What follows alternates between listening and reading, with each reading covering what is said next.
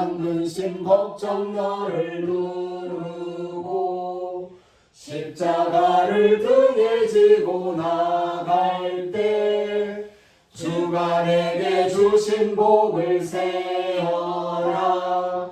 두려움 없이 항상 찬송하리라. 받은 복을 세어 보아라.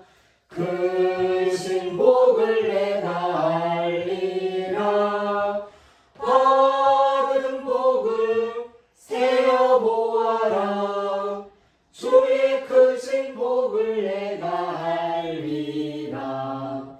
세상 권세 너의 앞길 막을 때 주만 믿고 낙심하지 말아라. 천사들이 너를 보호하리니 염려 없이 앞만 보고 나가라. 받은 복을 세어 보아라. 크신 복을 내가 알리라. 받은 복을 세어 보아라. 주의 크신 복을 내가 알리라. 아멘. 동해천 순례자의 교회 2024년 4월 24일 종려 주일 예배를 드립니다. 예수님께서 우리에게 가르쳐 주신 기도를 헬라어 성서 본문에 따라서 함께 기도하겠습니다.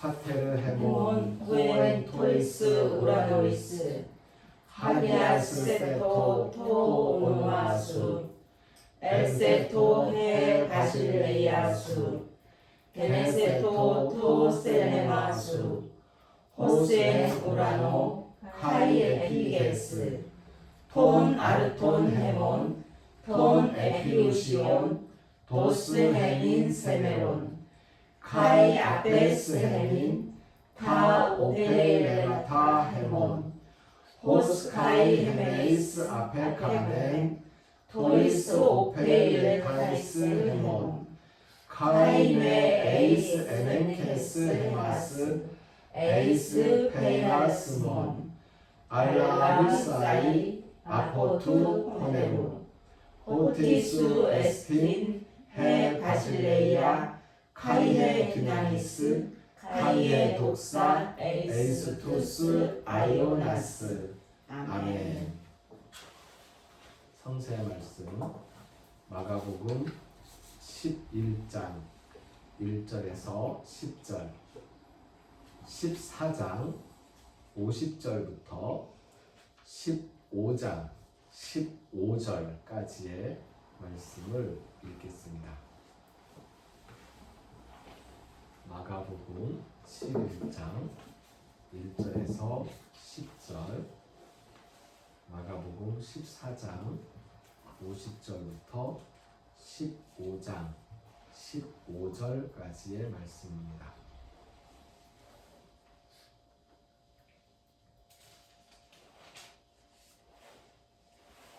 마가복음 11장의 말씀입니다. 그들이 예루살렘에 가까이 와서 감람산 벳바게와 베다니에 이르렀을 때에 예수께서 제자 중 둘을 보내시며 이르시되 너희는 맞은편 마을로 가라. 그리로 들어가면 곧 아직 아무도 타보지 않은 나귀 새끼가 매여 있는 것을 보리니 풀어 끌고 오라. 만일 누가 너희에게 왜 이렇게 하느냐 묻거든 주가 쓰시겠다 하라. 그리하면 즉시 이리로 보내리라 하시니 제자들이 가서 본즉 나귀 새끼가 문 앞 거리에 매여 있는지라. 그것을 푸니 거기 서 있는 사람 중 어떤 이들이 이르되 나귀 새끼를 풀어 무엇하려느냐 하며 제자들이 예수께서 이르신 대로 말한데 이에 허락하는지라. 나귀 새끼를 예수께로 끌고 와서 자기들의 겉옷을 그 위에 얹어 놓으매 예수께서 타시니 많은 사람들은 자기들의 겉옷을 또 다른 이들은 들에서 벤 나뭇가지를 길에 펴며 앞에서 가고 뒤에서 따르는 자들이 소리 지르되 호산나 찬송하리로다. 주의 이름으로 오시는 이여 찬송하리로다. 오는 우리 조상 다윗의 나라여 가장 높은 곳에서 호산나 하더라. 예수께서 예루살렘에 이르러 성전에 들어가사 모든 것을 둘러보시고 때가 이미 저물매 12 제자를 데리시고 베다니에 나가시니라. 아멘. 마가복음 14장의 말씀을 읽고 15장의 말씀을 이어서 읽겠습니다. 마가복음 14장 50절부터 읽겠습니다. 제자들이 다 예수를 버리고 도망하니라. 한 청년이 벗은 몸에 배 혼이불을 두르고 예수를 따라가다가 무리에게 잡히매 배 혼이불을 버리고 벗은 몸으로 도망하니라. 그들이 예수를 끌고 대제사장에게로 가니 대제사장들과 장로들과 서기관들이 다 모이더라. 베드로가 예수를 멀찍이 따라 대제사장의 집들 안까지 들어가서 아랫사람들과 함께 앉아 불을 쬐더라. 대제사장들과 온 공회가 예수를 죽이려고 그를 칠 증거를 찾되 얻지 못하니 이는 예수를 쳐서 거짓 증언을 하는 자가 많으나 그 증언이 서로 일치하지 못함이라. 어떤 사람들이 일어나 예수를 쳐서 거짓 증언하여 이르되 우리가 그의 말을 들으니 손으로 지은 이 성전을 내가 헐고 손으로 짓지 아니한 다른 성전을 사흘 동안에 지으리라 하더라 하되 그 증언도 서로 일치하지 않더라. 대제사장이 가운데 일어서서 예수에게 물어 이르되 너는 아무 대답도 없느냐? 이 사람들이 너를 치는 증거가 어떠하냐 하되 침묵하고 아무 대답도 아니하시거늘 대제사장이 다시 물어 이르되 내가 찬송받을 이의 아들 그리스도냐? 예수께서 이르시되 내가 그니라. 인자가 권능자의 우편에 앉은 것과 하늘 구름을 타고 오는 것을 너희가 보리라 하시니 대제사장이 자기 옷을 찢으며 이르되 우리가 어찌 더 증인을 요구하리요?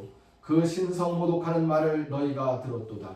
너희는 어떻게 생각하느냐 하니 그들이 다 예수를 사형에 해당한 자로 정죄하고 어떤 사람은 그에게 침을 뱉으며 그의 얼굴을 가리고 주먹으로 치며 이르되 선지자 노릇을 하라 하고 하인들은 손바닥으로 치더라. 베드로는 아랫뜰에 있더니 대제사장의 여종 하나가 와서 베드로가 불 쬐고 있는 것을 보고 주목하여 이르되 너도 나사렛 예수와 함께 있었도다 하거늘 베드로가 부인하여 이르되 나는 내가 말하는 것이 무엇인지 알지도 못하고 깨닫지도 못하겠노라 하며 앞뜰로 나갈새 여종이 그를 보고 곁에 서 있는 사람들에게 다시 이르되 이 사람은 그 도당이라 하되 또 부인하더라. 조금 후에 곁에 서 있는 사람들이 다시 베드로에게 말하되 너도 갈릴리 사람이니 참으로 그 도당이니라. 그러나 베드로가 저주하며 맹세하되 나는 너희가 말하는 이 사람을 알지 못하노라 하니 달기 곧 2번째 울더라. 이에 베드로가 예수께서 자기에게 하신 말씀 곧 달기 2번 울기 전에 내가 3번 나를 부인하리라 하심이 기억되어 그 일을 생각하고 울었더라. 새벽에 대제사장들이 즉시 장로들과 서기관들 곧 온 공회와 더불어 의논하고 예수를 결박하여 끌고 가서 빌라도에게 넘겨주니 빌라도가 묻되 내가 유대인의 왕이냐? 예수께서 대답하여 이르시되 내 말이 옳도다 하시매 대제사장들이 여러 가지로 고발하는지라. 빌라도가 또 물어 이르되 아무 대답도 없느냐? 그들이 얼마나 많은 것으로 너를 고발하는가 보라 하되 예수께서 다시 아무 말씀으로도 대답하지 아니하시니 빌라도가 놀랍게 여기더라.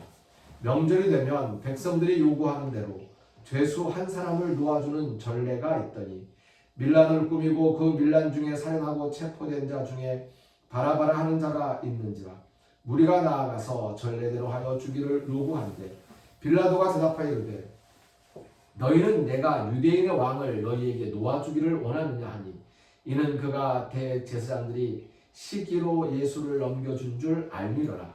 그러나 대제사장들이 무리를 충동하여 도리어 바라바를 놓아달라 하게 하니 빌라도가 또 대답하여 이르되 그러면 너희가 유대인의 왕이라 하는 이를 내가 어떻게 하랴. 그들이 다시 소리 지르되 그를 십자가에 못 박게 하소서.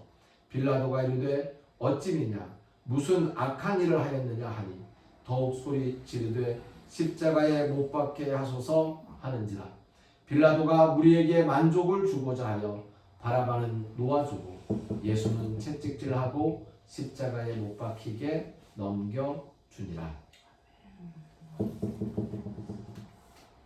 오늘은 종려주일입니다. 종려주일을 하면 늘 생각나는 구절이 호산나 찬송하리로다. 다윗의 자손이여 다윗의 나라가 이제 왔습니다. 이게 참 신기한 게 예수님께서 예루살렘으로 들어갈 때 예수님 공생의 기간 동안에 한 두 번째쯤 들어가는 건지 첫 번째로 들어가는 건지 이게 기록이 일치하지는 않습니다만은 아무튼 드디어 예루살렘 성으로 들어갈 때 그때 사람들이 외친 외침이 뭐냐면 우리는 서술어가 앞에 관형어로 쓰여서서 오는 다윗의 나라여 찬송하리로다 되어 있잖아요. 그 말을 풀어 얘기하면 다윗의 나라가 왔습니다 해요. 그러니까 킹덤 오브 데이빗, 다윗의 왕국, 다윗 왕국, 다윗의 나라가 이제 드디어 이루어집니다. 다윗의 나라가 이제 가까이 왔습니다. 그 다윗의 나라에서 다윗의 자손으로서 우리의 그리스도인 예수가 다윗의 후손으로서 왕자에 올라서 우리를 다스릴 겁니다. 우리는 그렇게 바라고 있습니다. 이제 때가 되었습니다. 라고 얘기하는 거거든요. 이제 때가 되었습니다. 다윗의 나라가 왔습니다. 라고 외치고 있는 거예요. 기억하십니까?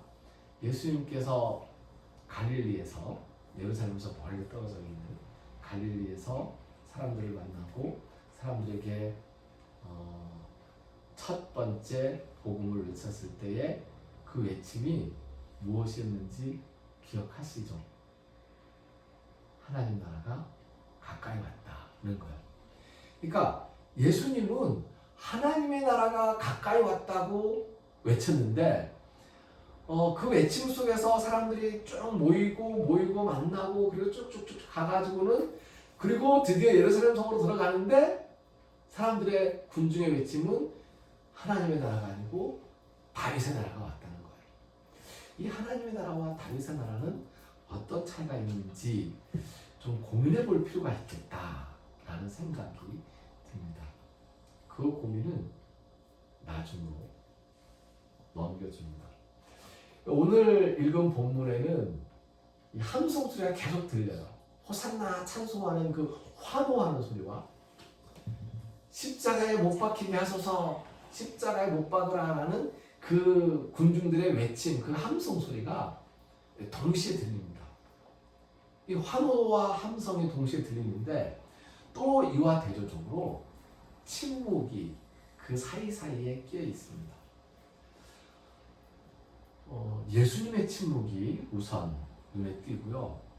대제사장들이 온갖 거짓 증언으로 예수님을 재판에 넘겨서 고소를 하죠. 고발을 하는 거예요. 근데 그게 막 맞지 않아요. 그 맞지 않는 말들을 가지고 그럼에도 불구하고 대제사장이 이제 판사가 돼서 예수에게 묻는 거죠. 대답해봐라. 변호해봐라. 근데 예수님이 아무 대답도 안 합니다. 그러다가 결국 대제사장이 네가 찬송받으실 이의 아들 그리스도냐 그건 맞느냐 라고 물었더니 그 말이 맞다고. 거기에는 대답을 하시죠. 그 외에는 대답을 안 하세요. 빌라도가 또 묻습니다. 네가 유대인의 왕이냐? 예수님이 네 말이 맞다 라고 이야기를 해요. 그리고 그 말에는 대답을 했지만 자기를 고소하고 고발하는 온갖 거짓된 증언들. 사실 이게 거짓 증언은 아니에요. 어떤 팩트 하나를 가지고 이야기하는 건데 그걸 왜곡한 이야기들이에요.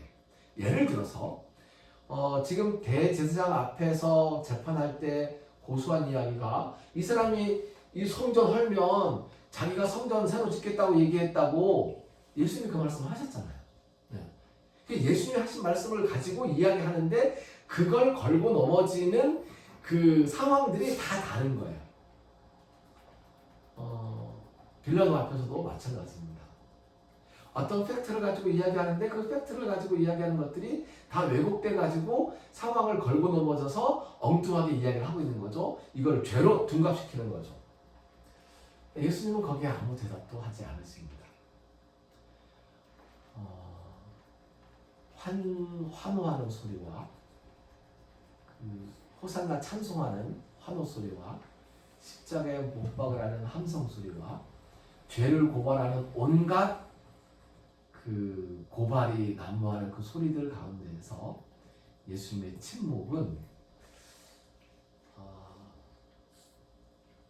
무엇을 의미하는지 좀 생각해 보면 좋겠다 라고 이 말씀을 꺼내긴 했는데요. 잘 모르겠어요.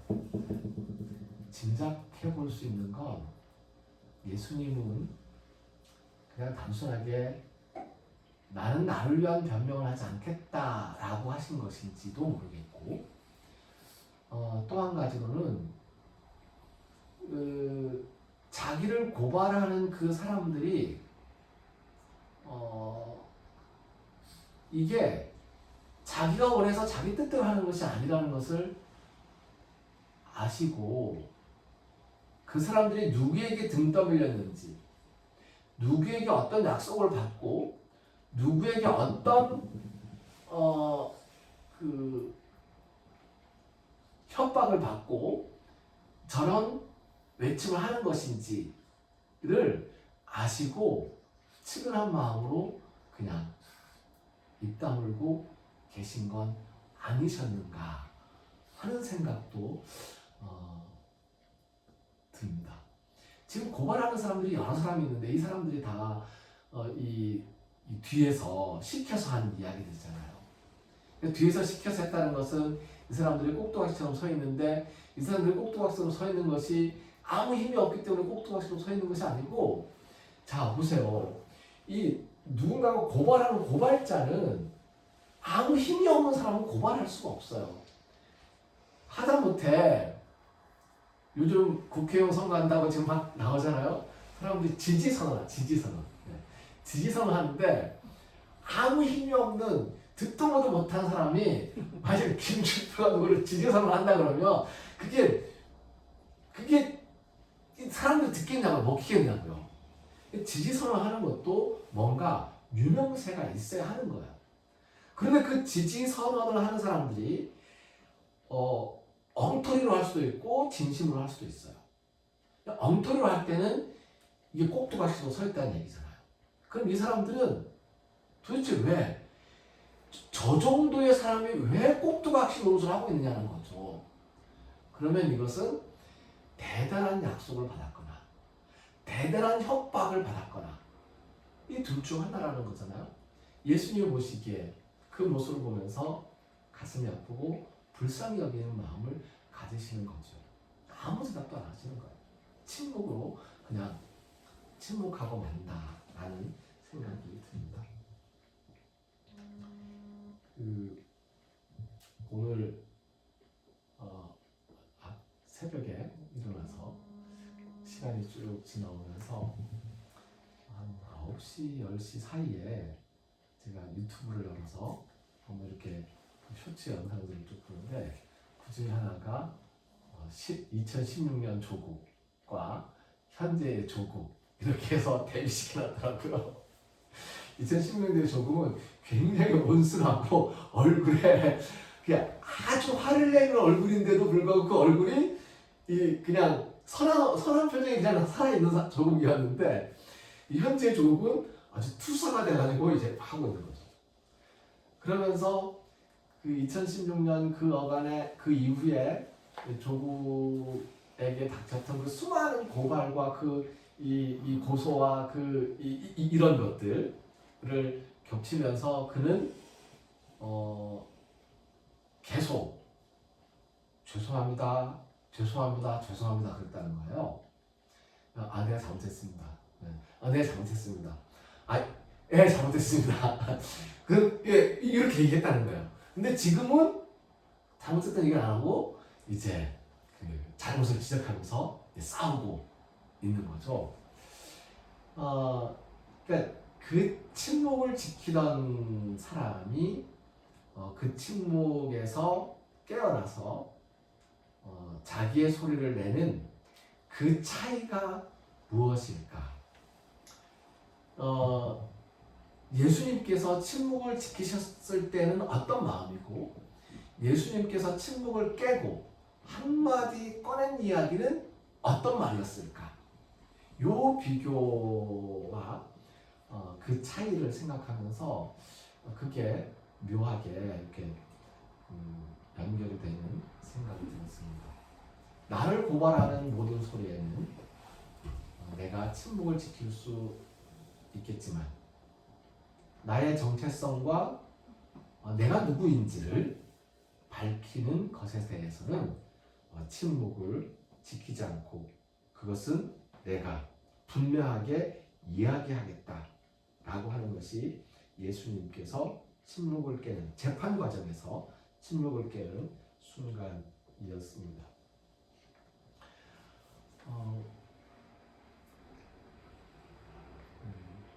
절기가 되면 절기주일, 종료주일, 부활절, 성탄절, 절기가 되면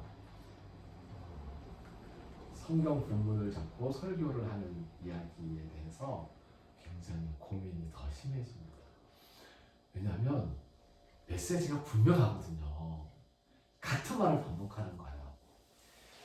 저는 지금까지 보니까 한 곳에서 그 목회를 3년, 5년 이렇게 이상 한 적이 없어요.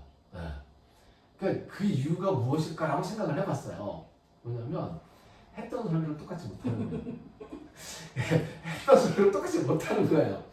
그런데 제가 오늘 이 성경 말씀 읽으면서 음성을 하나 들었는데 목소리가 들리는데 그 베드로 부분을 읽으면서 누구의 목소리로 이 음성이 겹치냐면 우리 아버지 음성이 들리는 거예요. 제 육신의 아버지 음성이 김희민 목사님이 김희민 전도사님일 때 추자 신앙교회에서 이 베드로에 대한 이 설교를 했던 이 성경을 읽는 목소리와 설교했던 내용이 그 목소리가 들리는 거예요.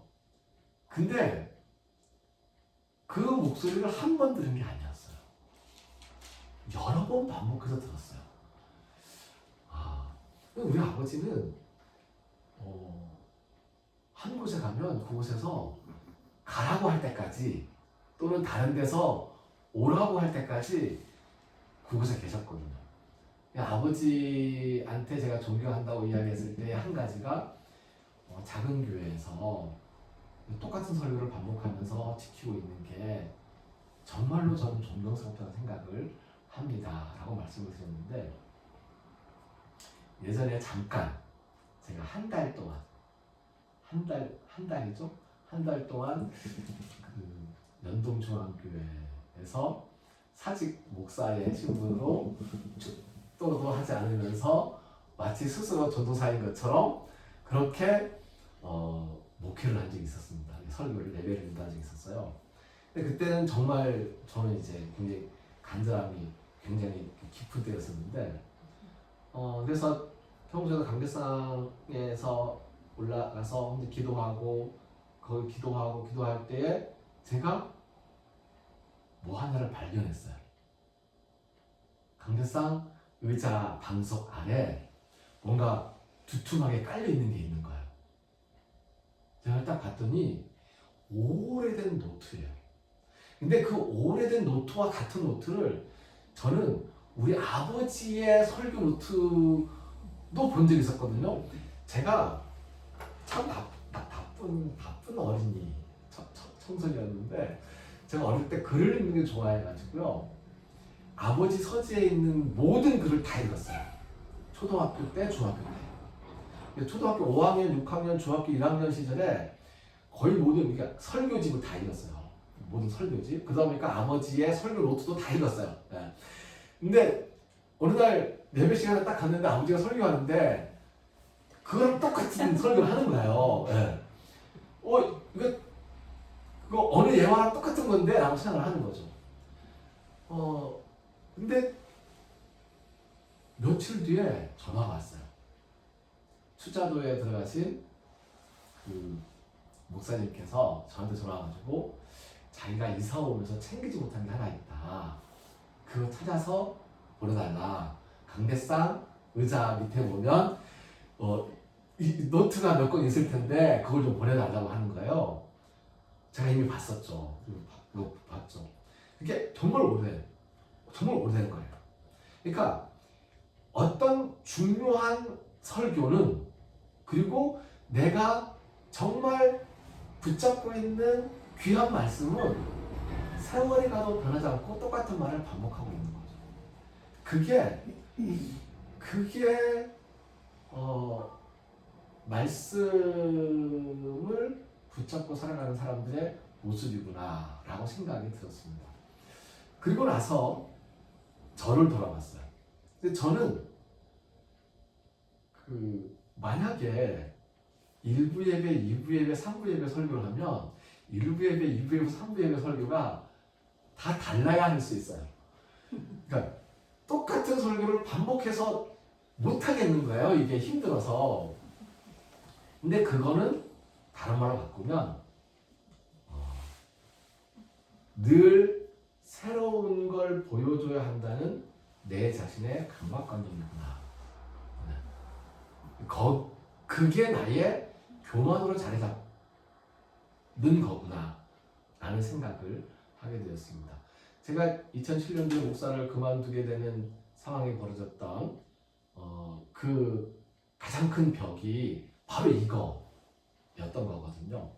그래서 사실 예수님께서 십자가에 못 박혀 돌아가시고 난 다음에 부활하시고 하늘로 올라가신 다음 제자들이 했던 설교, 제자들이 죽을 때까지 예수님의 제자들이 자기가 죽을 때까지 평생 했던 설교는 우리가 복음서에서 읽고 있는 내용, 예수님의 말씀 그거 전부였거든요.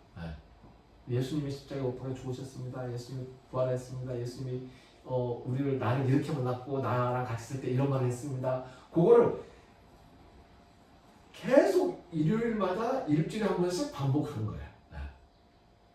그래서 찬송에서는 평생에 듣던 말씀이라는 표현을 쓰는 게 평생 동안 그 말을 반복해서 듣고 또 듣고 한 거예요.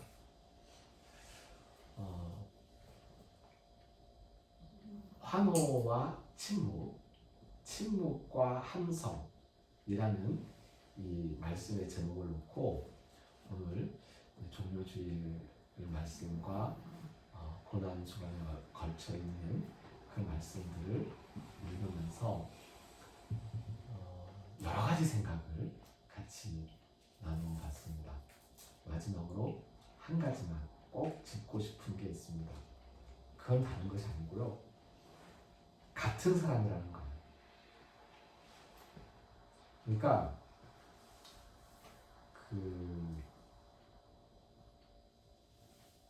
많은 기독교인들이 가룟 유다를 용서하지 않습니다. 그런데 예수님은 가룟 유다를 용서하시겠지요.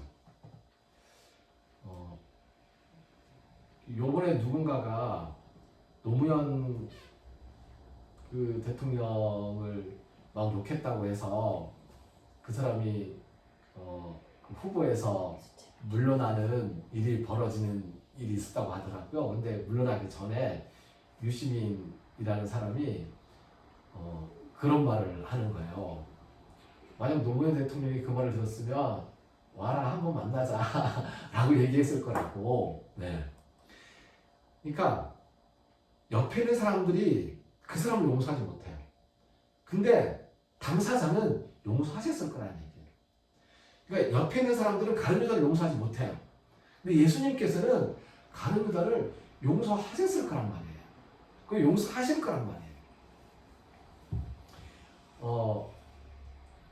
이게 성경에 있는 말씀을 들어서 자꾸 사람들이 이야기하는데 자기 눈에 있는 들보, 대들보, 내 눈에는 저 대들보가 이 전봇대가 내 눈에 박혀 있는데 다른 사람 눈에 있는 그 속눈썹 하나 붙어 있는 거 그거 가지고 막 뭐라고 이야기한다고 얘기하는 거잖아요. 그러니까 사람들은 완벽의 잣대를 놓고 사람을 보면서 비판하고 막 그러는 거예요. 근데 그 사람이 달라졌느냐, 달라지고 있느냐, 아니면 여전히 그대로인가 라는 것, 이것이 판단의 기준이 되면 좋겠다는 생각이 들어요. 그러니까 잘못에 있어서, 잘못에 있어서 그 잘못을 바꾸고 달라지고 있는가라는 점하고, 그 다음에 그 잘못을 그대로 반복하고 있는가 하는 부분.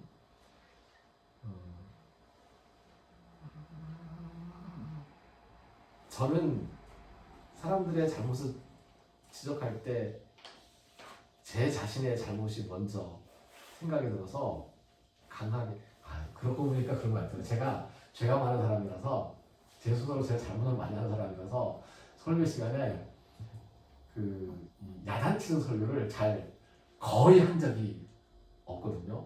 못해요. 네, 거의 못해요. 왜냐면 내 생각이 나가지고 거의 못해요. 그렇지만 그 비판의 목소리라는 것은 다른 것이 아니고 나에 대한 성찰의 목소리로 비판의 목소리가 나와야 되고, 내 눈에 들보를 보지 못하고 다른 사람의 티를 지적하는 비판의 목소리로 그렇게 이야기하는 그런 모습으로는 좀 나타나지 않았으면 좋겠다 하는 생각이 듭니다.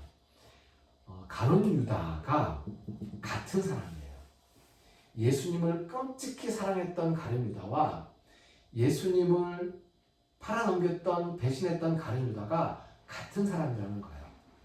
가룟 유다가 부활할 때에 아마도 저는 분명히 가룟 유다가 회개할 거라고 그렇게 믿습니다. 네. 회개하지 않겠어요? 회개할 것 같아요. 그렇다면 가룟 유다는 용서받고 괜찮을 거라는 생각이 들어요.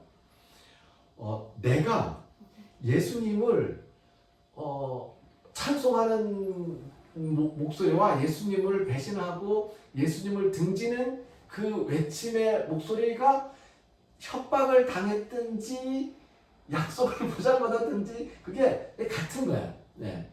하지만 그 다음 순간에 내가 내 의지는 아니었고 조종당한 거였지만은 내가 그랬음에도 불구하고 잘못했다는 말을 한다면 이거 괜찮은 거잖아요. 네. 내가 같은 사람이에요. 네. 그래서 내가 선하고 내가 악하고, 나는 선한 사람이고 저 사람은 악한 사람인 것이 아니고, 내가 악한 사람이고 저 사람이 선한 사람인 것이 아니고, 내가 선한 사람이고 내가 악한 사람이고 내가 동시에 그렇다. 내가 같은 사람이라는 거. 이게 내가 자꾸 왔다 갔다 하겠지만 순간순간 성찰을 하면서 스스로를 비판했으면 좋겠다. 그리고 성찰을 하면서 우리의 모습으로 비판의 소리를 낼 수 있었으면 좋겠다. 그래서 성찰이 되지 않는 사람들과 이제 함께하지 못하게 되는 거죠. 성찰을 할 수 없는 사람들이 성찰을 할 수 있는 세상이 되었으면 좋겠고, 그러한 세상을 만들기 위해서 우리가 보여줄 수 있는 것은 내가 스스로 성찰하는 비판의 목소리를 내는 것. 예. 예. 이게 우리에게 중요하겠다는 생각을 오늘 성경 말씀을 보면서 제 스스로 하게 되었습니다.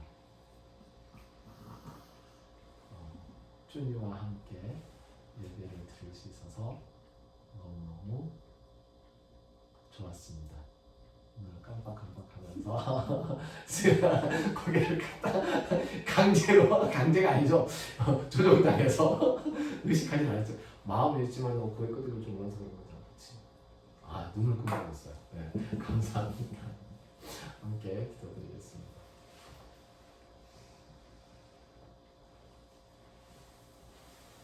우리 스스로를 내 자신을 돌아보면서 성찰하고 스스로를 성찰하는 우리를 성찰하는 비판의 목소리를 낼 수 있는 용기를 허락하여 주시옵소서.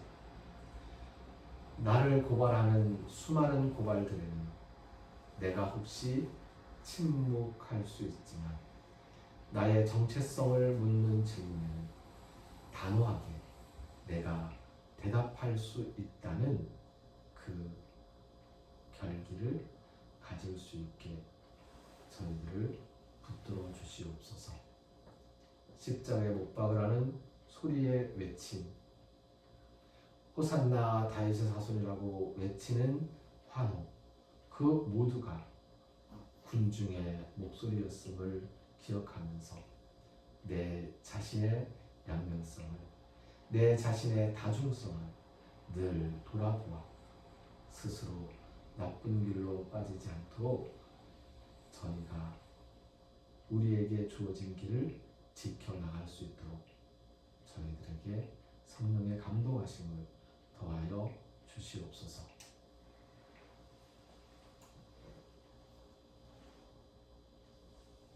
십자가를 향하여 묵묵히 걸어나가는 예수님을 바라보면서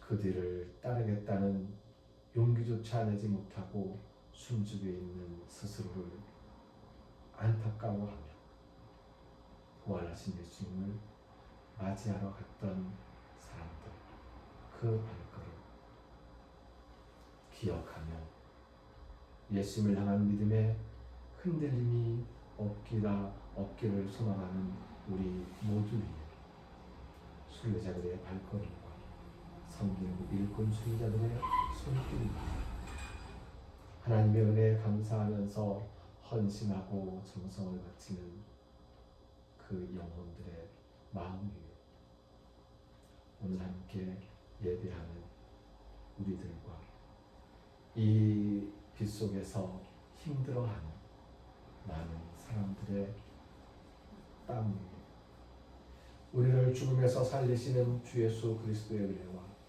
하나님의 크신 사랑과 성령님의 함께 하시며 교통하시는 은총의 역사가 이제로부터 영원까지 항상 함께 하옵시기를 간절히 축원하옵나이다. 아멘.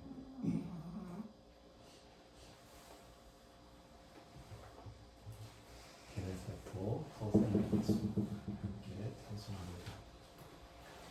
게네세토 토 셀레마수 게네세토 토 셀레마수 게네세토 토 셀레마수 게네세토 토 셀레마수.